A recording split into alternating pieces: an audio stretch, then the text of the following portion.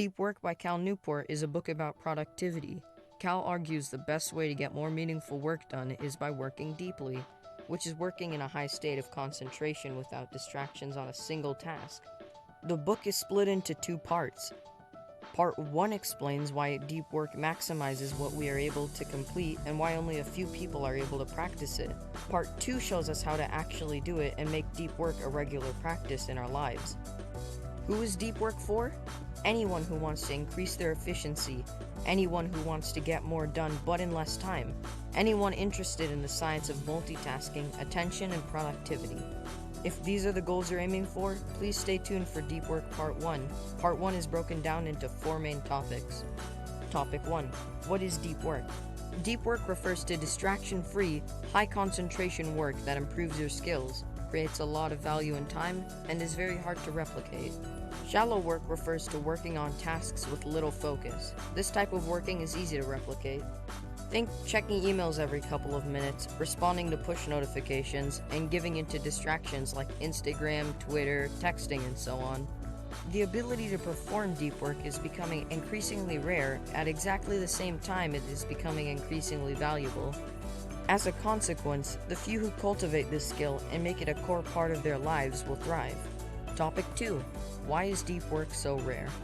For starters, shallow work is easier. In addition, shallow work seems to be encouraged by many. Most people today give off the appearance of being busy while not doing much at all.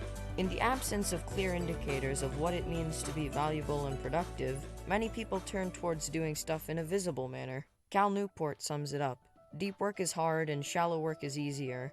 And in the absence of clear goals, appearing to be visibly busy gets more positive attention. Topic 3. Why is deep work so valuable? In short, because it maximizes the amount of productivity you can squeeze out of a certain amount of time. And the reason for that is quite simple. Deep work refers to single tasking without distractions in a state of intense focus for extended periods of time. Let's unpack how each of these help us maximize the work we complete. Single tasking. Research has proven over and over again that multitasking makes people less productive. Without a doubt, focusing on one task at a time maximizes productive output. Without distractions. This makes intuitive sense. You get more done when you're not constantly interrupted by distractions. Intense focus. If you can put all of your energy on the task at hand without distraction, you'll get a lot more work done in less time. The more focused you are, the more productive, for extended periods of time. This has to do with a concept called attention residue, which we'll discuss in the next point. What is attention residue, and why is it dangerous?